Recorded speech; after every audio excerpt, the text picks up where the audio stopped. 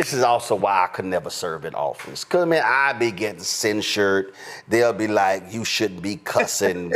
You know, I spoke to a fellowship today, and the senior saints be like, "Roland, stop cussing." I'm like, "Y'all, I'm trying not to cuss, but these folk just make me cuss." But I can't. But I ain't gonna come close to cussing recent. But here's a perfect example.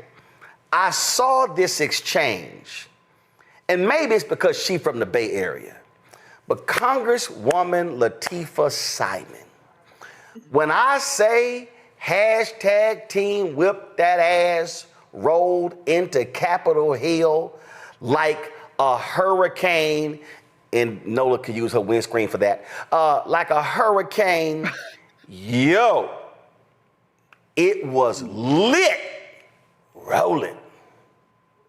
This is a very, very difficult conversation. I'm a great granddaughter.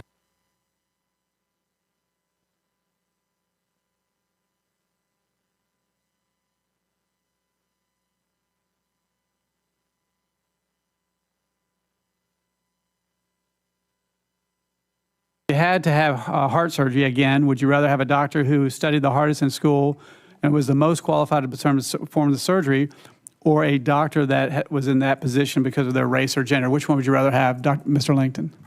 I'd prefer a well-qualified physician. Dr. Smith? At the risk of not keeping it real, I want the best physician. Dr. Glock? The best physician. And Dr. Harper? Are only the best physicians white? I don't care what the That wasn't the question. Okay. Do you guys agree with yes or no, do you agree with Dr. Martin Luther King's statement that people should be judged by the content of their character, not the color of their skin? Mr. Langton? Absolutely. Dr. Smith? Yep. And Dr. Glock? Absolutely. And Dr. Harper? Martin Luther King would absolutely be repulsed by the politicized attacks on diversity, equity, inclusion. So you're not going to say yes or no? Yes or no? You got to say yes or no. No. Listen, I'm telling you right now that hiring and promotion based. Are you advocating hiring and promotion based on character? Would also be repulsed by the lack of classical liberal value. Stands for didn't earn DEI gets rid of. And the answer was yes or no. Are we hiring people based on skills and experiences, or are we hiring them based on character? It should be quality and not race and sex. Made it clear he doesn't want to answer the question. Why don't you go on to the No, he was asking for clarification. I think that's fair. This is a very, very difficult conversation. I'm a great granddaughter of someone who had a literal yoke on her neck. A literal yoke. And I will give the 4.5 minutes of my time to my people from Malvern, Arkansas, from those fields. And I want to be clear that 4 out of the 5 of you last year posted on your social media the words of Dr. King.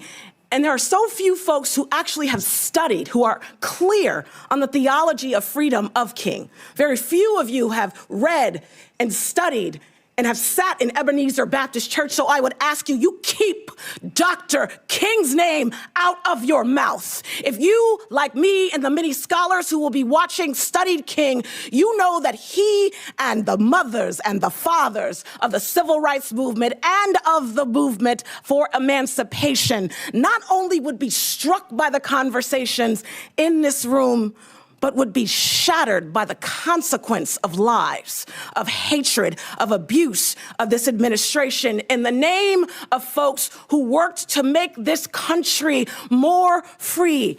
Children of Abraham, for real. I want to be clear for the young people that are listening today here in this audience, this conversation is not about an acronym. It's just not. It's just not. This is a conversation. It's an attack.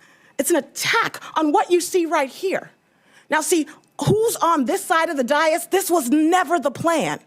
It was never the plan to have people of color in positions where they would be able to speak from this place. In fact, In fact, folks had to fight tooth or nail to gain access to the front door to this Capitol. I want to be very clear about that. Today's hearing says quietly and actually out loud who the majority believe is allowed to belong in this country. They use Dr. King's name in deep vein, who has a place in the hierarchy that was never meant to be questioned. The majority is leading a coordinated effort, I want to be clear, to push us back to a segregated America based on race, based on ethnicity, based on national origin, based on sex, based on sexual orientation and gender identity and disability. Inclusion, as a disabled woman, they have been very, very clear, including folks who look different than the standardized white man in this country, folks who are disabled, folks who love differently. Those folks should not be at the center of power. That's the plan. They are motivated by a fear of a multiracial and a multicultural democracy, a fear that freedom of co-equal citizens living as their authentic selves with pride and they have a fear of accountability. We must name this conversation today for what it truly is. It is a bigotry. It is a hypocrisy. Republicans, like I said before, will quote Dr. King all day, will bring forth Lincoln, and will talk about Frederick Douglass in the same breath that they are gutting civil rights offices in our governments, in the same breath where they seek to ban AP African American Studies that tells the true story of this country. It ain't just one story, it is a complete story. But folks on this dais don't want you to learn it. The hypocrisy from the Republicans is not only shameful, it is anti-American. President Trump and others have purged more than 275,000 federal workers through mass terminations and unlawful firings, while, check this out, preparing draft hiring guidance that would screen job applicants for political loyalty to the administration rather than the Constitution. The Trump administration put 500,000 qualified federal workers with disabilities, jobs at risk. Half of those are veterans. The Trump administration has forced out transgender service members who have served their country with loyalty and love while elevating dangerously unqualified news anchors to lead our nation's Defense Department. The Trump administration rewards loyalty over expertise, obedience over justice. These attacks are central to a broader agenda.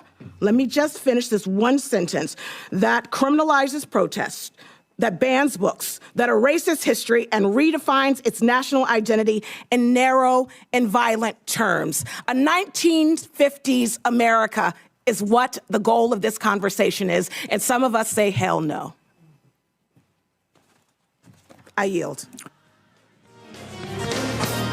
You ain't in no studio to be cute. You in church. I don't want no studio sound. I want a church sound. Something on the inside. Hey, she took him to church, Greg.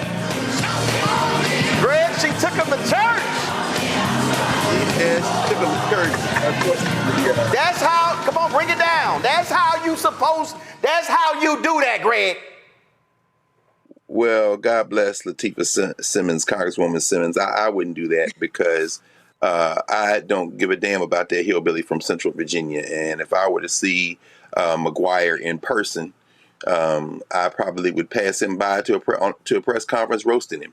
He's beneath contempt. So God bless her for that. I tell you though, man, it presumes that they don't know. In the case of McGuire, who was a Navy SEAL and came out all this stuff, he clearly has the intelligence to know better. Unlike somebody like Tommy Tuberville, who is brain damaged, apparently. But I think there's the other option. I may or may not know, but more importantly, it isn't germane to my agenda. I have the power. And so therefore, you can make the most compelling logic case that you would like. I'm still going to do what I'm going to do. There's only one way to stop this, y'all. We have to be organized and we have to act politically, including in the next cycle of the ballot box. What Latifah Simmons did, that's great to show to some young people. What we're seeing from some of the Democrats, Jimmy Raskin, people, Jasmine Crockett, we're seeing civics lessons. If you want to package that and put it on the platform and teach young people civics, fine. But them people there, as Malcolm X would say, you're speaking a language they don't understand. But here's the deal, though. I believe that what she's doing and what Congresswoman Jasmine Crockett does, and again, and look, what we're seeing from the guy who just won the Democratic primary in New York is understanding the moment and what people are looking for right now. They are looking for fighters. They are looking for people who are not going to back down. And it may be folk who say, I don't even agree with you, but at least you showing some fight. At least you're showing something. And see, and I'm about to walk through this because I'm going to show you a couple of things. I'm going to show y'all, and everybody's going to talk about it, but I need people watching to understand what we're talking about. How you present, how you speak, how you leverage your voice is important, because the folks sitting at home are saying, if y'all want me to get off the couch, if y'all want me to go walk door to door, if y'all want me to canvass, if y'all want me to phone bank, you got to give me something to work with. And the regular ass, boring Chuck Schumer, same old, I ain't swinging for that. That ain't moving me. That ain't fighting for me. Hello, I'm Isaac Hayes III, founder and CEO of Fanbase. Listen to what I'm about to tell you. The window to invest in Fanbase is closing. We've raised over $10.6 million of our $17 million goal. That means there's room for less than 6,370 people to invest in Fanbase for the average amount. The minimum to invest in Fanbase right now is $399. That makes you an owner in Fanbase today. Go to startengine.com/fanbase to invest. Why? Because current social apps have taken advantage of users for far too long, with content suppression, shadow banning, harmful racist content, and no real tools for monetization and equity. Fanbase has over 1.4 million users and counting, allowing anyone to reach all their following and monetize their content from day one. Social media is the new TV, and whoever owns the apps that distribute that content have the opportunity to own potential billion-dollar companies. While big platforms with uncertain futures are failing to serve their users, Fanbase is stepping up to fill the gap. Don't wait until it's too late. Invest now, invest for yourself and your future. Go to startengine.com/fanbase and own the next generation of social media.